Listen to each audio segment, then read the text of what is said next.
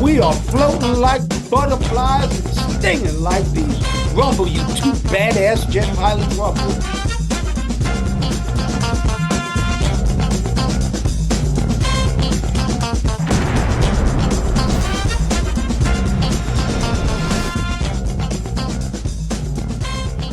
Welcome to the Wingmen Show, where we're floating like butterflies and stinging like bees. Rumble, you two badass jet pilots, rumble.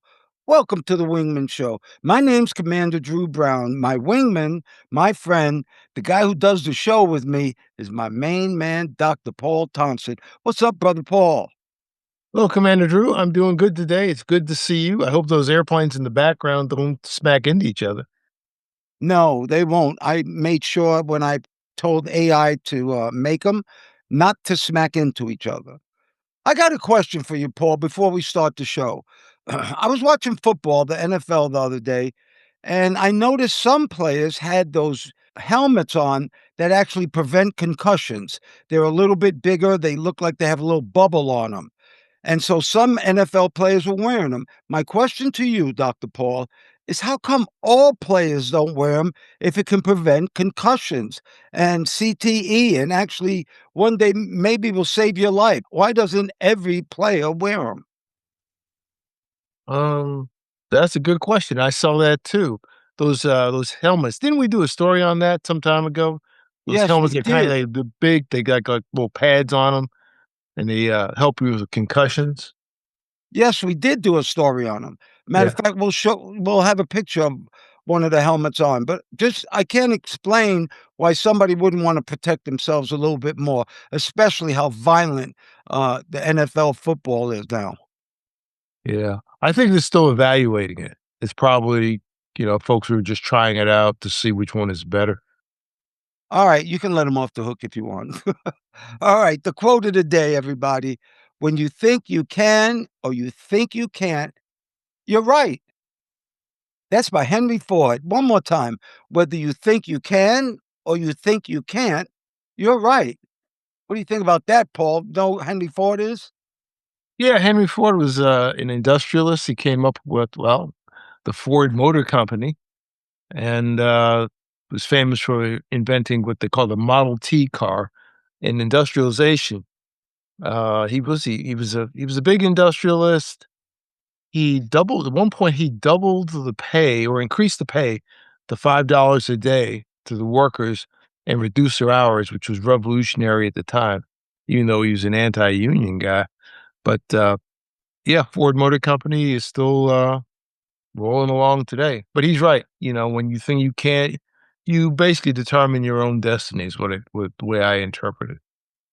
No doubt. You live within yourself. If you believe you can be something, then you can. But that's where it first starts off in belief. All right, everybody. Today's show is called Can a Man Cry and Still Be a Warrior? Well, there's a modern take on masculinity. This show right here is where real men talk about real life. No filters, no fake posturing, just leadership, laughter, and we have a little bit of wisdom. I'm Commander Drew Brown, Navy pilot, husband, father, storyteller, and I truly do believe that when life comes with turbulence, that's when you really learn how to fly, when you have a couple of problems. Yeah, and I'm Dr. Paul Thompson, aviator, writer, and the guy who tries to keep this pilot, you're my partner, from turning the podcast into a dogfight every week. You're right. You do ground me, Paul. We are really good together. Speaking of grounding, though, Paul, today's question cuts right into the ego. Can a man cry and still be a warrior? Oh, so we're gonna go there today, huh? Well, because I can already hear some of our listeners out there shouting, "No way, no way," saying strength and tears can't live in the same body. Exactly. That old school version of manhood says warriors don't cry. So silly. They just tighten their jaw and keep pushing through. But here's the truth. I've seen really strong men cry on flight decks, in ready rooms, even in hospital rooms. Heck, in mirrors when nobody's looking, I cried. Yeah. That's true. You can't lead, love, and live fully if you cut yourself off emotionally. The emotions don't make you weak, they actually make you human. The problem is society trains men, all of us, to believe that vulnerability equals failure.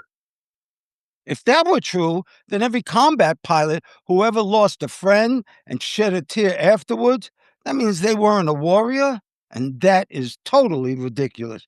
Because I'm telling you right now, courage isn't about feeling, it's about feeling deeply and still taking action when you have those feelings. Yeah. Well, boom, there it is. And that's the key differential. Crying isn't surrender, it's a release valve, really.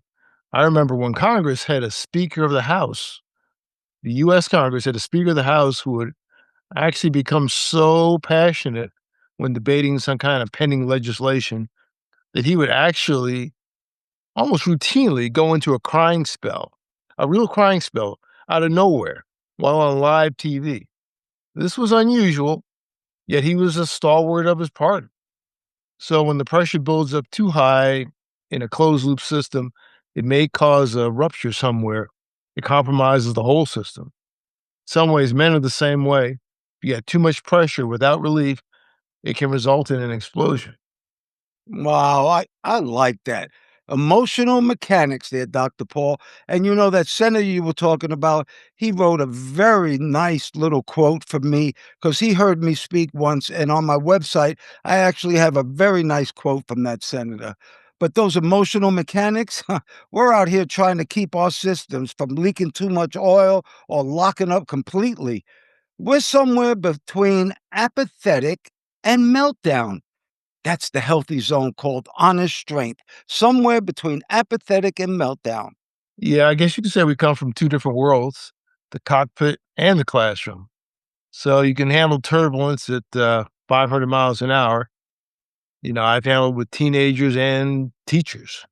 But we both know this, the people that inspire others the most are the ones that are brave enough to be authentic, when the going gets tough.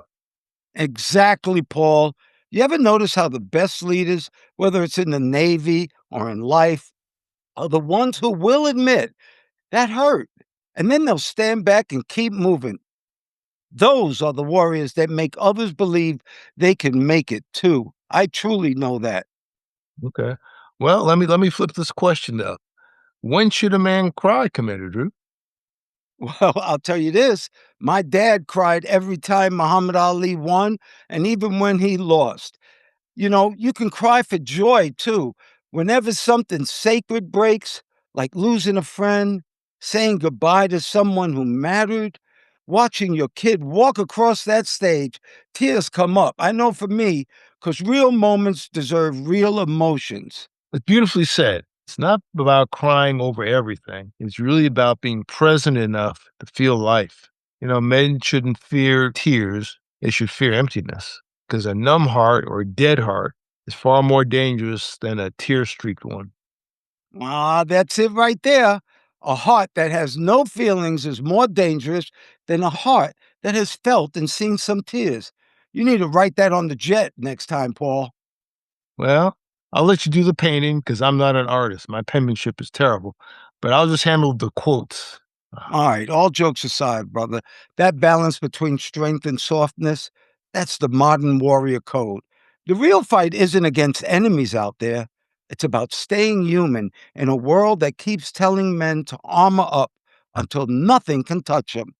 yeah, that's exactly. True courage is flying without an emotional autopilot. You got to face the storm, know the fears, know the tears. Tears might fog the canopy a little bit, but you got to fly anyway. So it's human to have emotions, but it's critical that you master those emotions and not let them be the master of you. You're right, because at the end of the day, the mission isn't about being invincible. It's about being real, resilient, and authentic. If you can cry for the people, the country, or the dream you fight for, that doesn't make you less of a warrior. It actually proves you're the real deal, Paul. Yeah, the bravest thing a man can do today is not just limited to open warfare. It's also walking through life and being strong enough to carry honor in one hand and emotion in the other. That's the balance. That's leadership.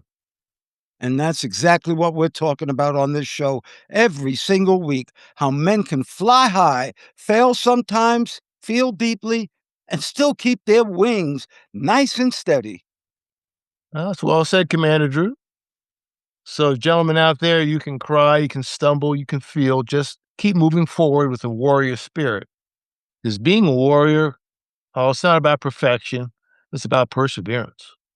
There you go. Can a man cry and still be a warrior? You damn right he can. In fact, it might be the very thing that keeps him human enough to fight for what matters.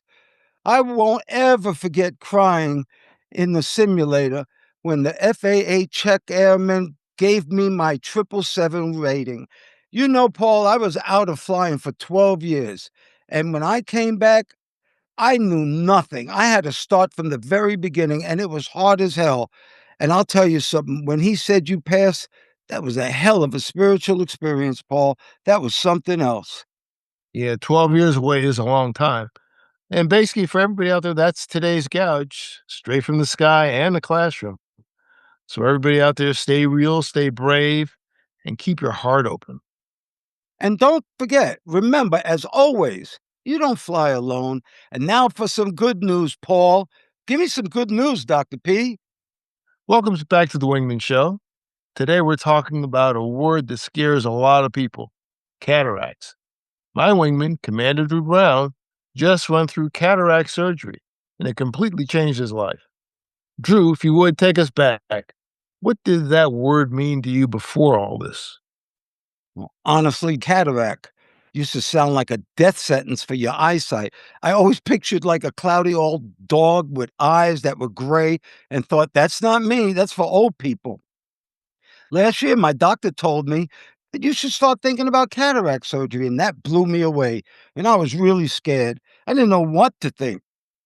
So I just kept pretending my vision problems were everything but my eyes. Maybe it was brighter lights, it's a bad TV, small print. The truth was, I couldn't see street signs. Night driving was horrible. It was dangerous too. And my world looked like somebody smeared grease on it. It was incredible. I could not believe the difference. Did the doctor explain what was actually going on with you? Yeah, they sure did. Once he broke it down, it didn't sound like a monster anymore, actually. A cataract is just your natural lens getting cloudy. The surgery is basically a lens swap. They numb your eyes with these drops and they give you a little something to make you relax. Then they make a tiny incision, which you would never know about. They use ultrasound to break up the cloudy lens, take it out, and then they actually slide a new clear lens in. No overnight stay, no big drama, no pain. I was more scared in the damn waiting room than I was in the operating room. Really? Well, how long did that surgery take? And what did you feel like afterwards? That's when it felt like a miracle, Paul. I walked outside and it was like somebody turned the world back into high definition. I couldn't believe trees still had leaves on them. Colors popped. Whites were actually white. I could read signs again. I didn't realize how blind I'd been walking around.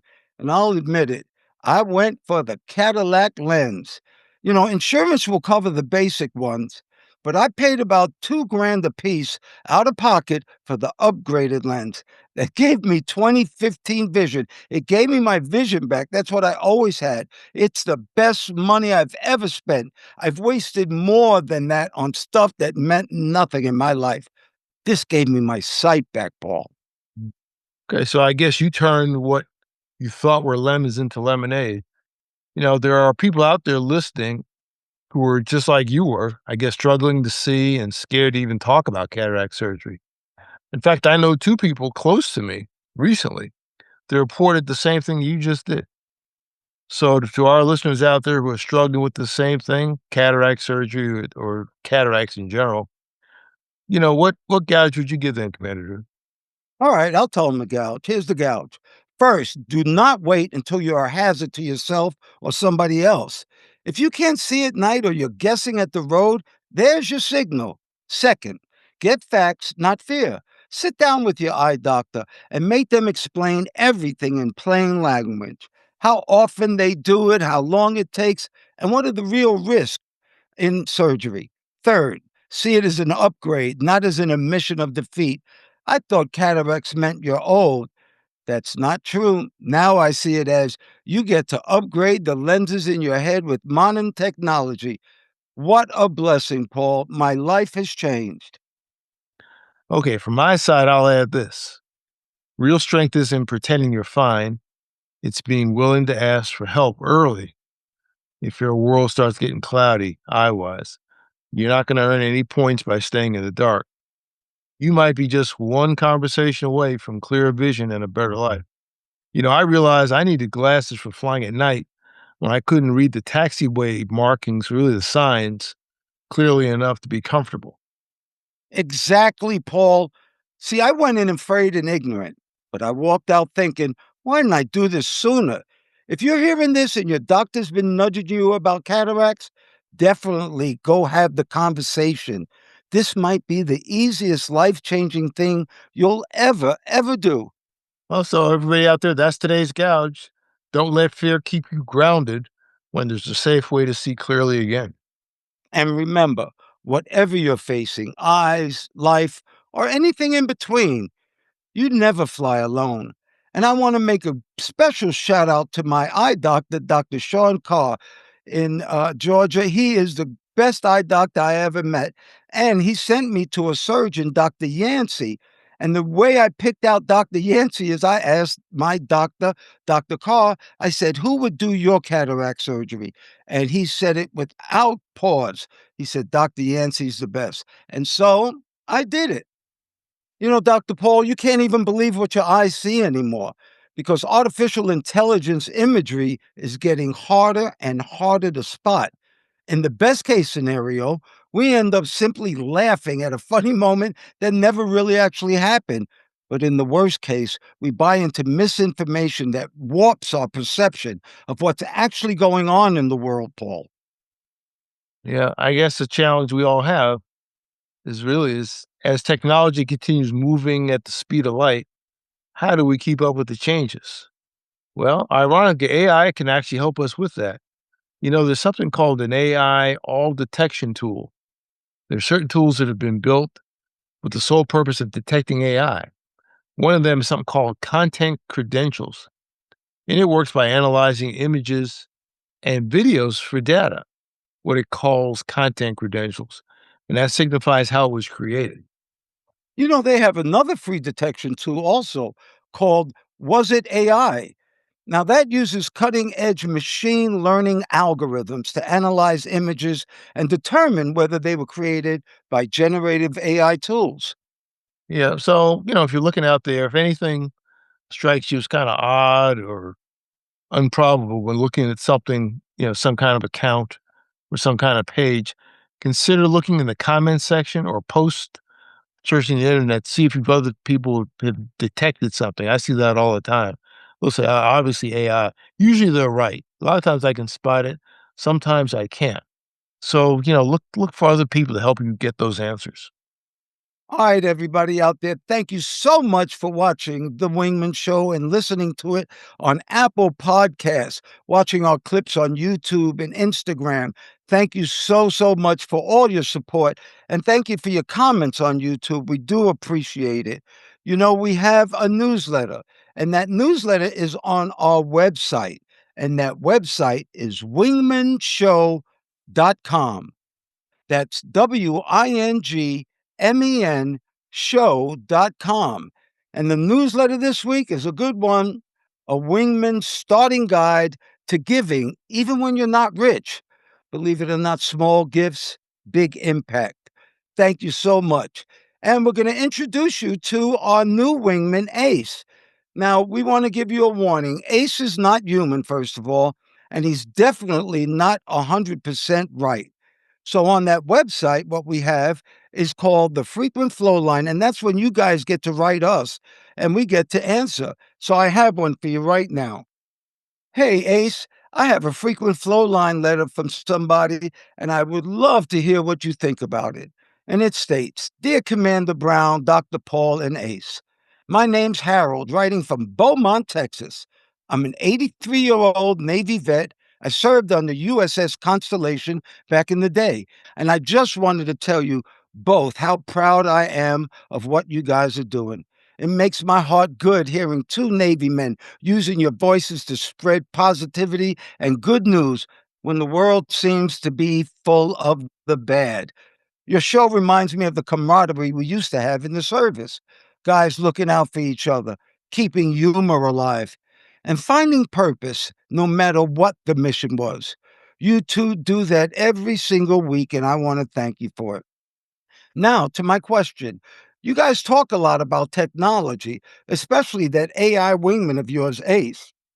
I'll be honest, this new stuff moves faster than an F8 off the catapult. Half the time, I can't even get my old tablet to show me my email. I want to learn, but sometimes it feels like the world let us older guys behind at the pier. So here's what I'm asking you guys. What's your best advice for someone like me who wants to keep up? Someone who isn't afraid to learn, but just doesn't know where to start. Keep flying high, guys. You make the Navy proud, and you really make this old sailor smile every time I listen to your show.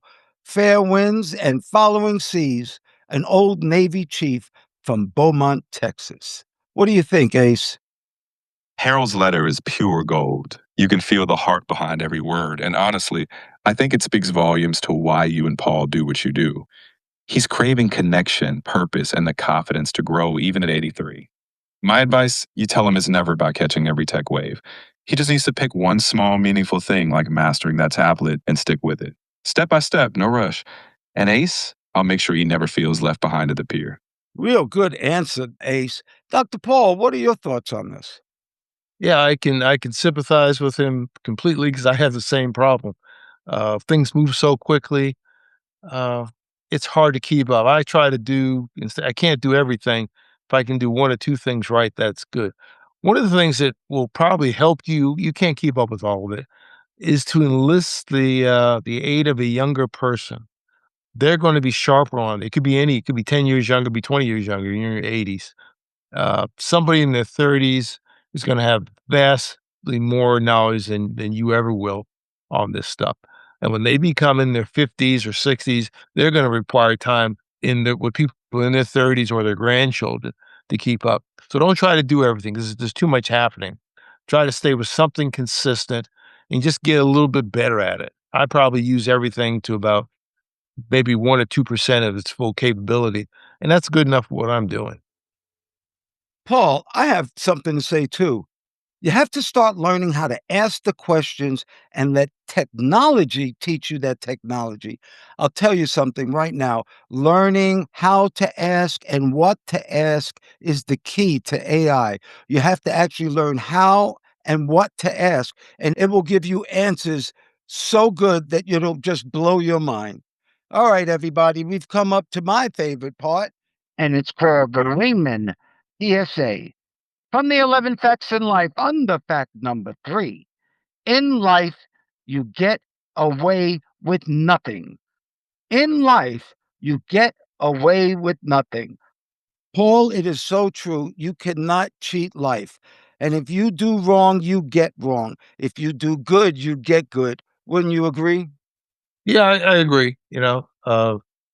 People with a good heart and do good things, I think, will be rewarded sometime. It may be now, it may be in the hereafter, but with so much conflict and dismay that's flooding the airwaves all the time, we should all try to be good to each other and not try to get over on each other and get away with things that are bad to take advantage of people. There's too much of that. 100%, Paul. All right, everybody. Now it's the gouge. I am going to bring Ace back in for the gouge because the gouge is shit you need to know that nobody ever tells you about stuff. And we learned that word in the Navy. All right, Ace, I want the gouge. I want you to tell us how to train your brain to be more patient. How to train your brain to be more patient. What's the gouge? Here's the gap straight out. Patience is like a muscle, and the more you deliberately stretch it, the stronger it gets. First, practice mindfulness. Just noticing when you're getting antsy creates space. Second, set small delays like waiting 10 extra seconds before reacting, and then expand that. Lastly, reframe impatience as a cue to breathe and ask yourself, is this urgent or am I just used to speed? Train that brain like a patient warrior. Dr. Paul, do you have something? Yeah, I'm a fan of slow, deep breathing. There's like 1,000 different ways to do it. Count of this. If you're active, a simple one, take an inhale to a slow count of 4, exhale to a slow count of 4. 4 by 4. Anybody can remember that. Try doing that. Taking deep breaths and see if what you're excited about is really worth getting excited about. That's called the box breathing method. We did that on the show too, Paul. And you need to ask yourself, will this still matter in 5 minutes, 5 days, 5 months? If the answer is no, it's like you're burning jet fuel on the taxiway. This mental check automatically dials the emotion down. Turn waiting into training. Try relaxing your shoulders. Just like Paul said, breathe slowly and think of 5 things that you're grateful for. That should actually help you with your patience. All right, everybody, we've come now to the Wingman story time. And the reason we named our show The Wingman Show is because we believe in people helping other people. And that's what a wingman does. He always watches your six. So here's your wingman story. A grocery store clerk named Pablo noticed an elderly woman, Mrs. Cole, coming in every week around the same time. She always wore an old navy blue jacket with faded patches. One of them even said, USN 1954. She'd smile, chat politely, and buy only a few basic groceries. But one evening, Pablo saw her quietly put half her items back on the shelf after checking her wallet and murmuring, I guess I overspent this week. Most people would have moved on, but not Pablo. At the register, he waited until she looked away, and then he paid for the rest of her groceries out of his own pocket.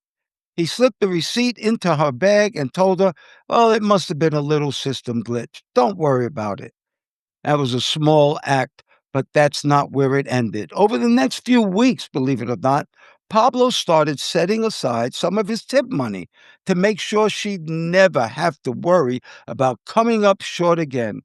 He learned that Mrs. Cole was a Navy widow, living alone on a fixed income. Her husband, a former chief petty officer who had passed away years earlier, gave her that little small income. But Pablo wasn't a sailor himself. But when he heard that, he said, if your husband was Navy, then that makes you family. Well, word eventually reached some local veterans who shopped at the exact same store. They began checking on Mrs. Cole, visiting her home, fixing small things around the house, and bringing extra meals. See, what started as one quiet gesture from Pablo turned into a little support squad around her. When a local reporter later asked Pablo why he did it, he shrugged and said, I just did what anyone should do, watch your six. And that's what she needed. Months later, actually, Mrs. Cole was interviewed, and through tears, she was crying. But she said, my husband always told me there's no such thing as an ex sailor, just a wingman on standby. And I guess Pablo was mine. You see, this is a simple story, but pure wingman spirit. One person seeing a need, stepping in without fanfare, and inspiring a whole community to look after someone who might otherwise have been forgotten. Everyone out there who can hear my voice, whatever you think is important and whatever you think is beautiful, and most importantly, whatever makes you happy, may you have that today and forever. I pray for peace. I pray for peace too, Commander Drew. It was good seeing you today, as always. And we appreciate all those out there who listen, like, and share our message. Share this with someone else that you know that needs to hear something positive and good, something good in the world. Most of you are not subscribers. Please consider subscribing. That improves the algorithm. Also, if you're listening to us on Apple Podcasts, we'd also appreciate a heartfelt review from you. So take care of yourself and check six. Thank you once again, Dr. Paul Thompson, my friend. Thank you for your love, your time, and that's something that we won't ever get back. I want to thank all the listeners, too. Thank you so much for doing the show, Dr. Paul. We're jamming. Well, thank you, Mr. Drew, for inviting me on. Always good to talk to you. And ladies and gentlemen, please remember to like, share, and subscribe to this podcast or any of the podcasts. If you're looking at YouTube, they say smash the like button. Don't smash it. Just press it gently and refer to use as a link to all your friends. You can also look at us on our website, wingmenshow.com, WINGMEN show, SHOW.com, altogether, wingmenshow.com. And we hope to see you in the future. Thanks again, Mr. Drew. Oh, you're welcome. And we're still floating like butterflies and stinging like bees. Rumble, you badass jet pilots, rumble. May there be peace on earth and goodwill towards all men and women.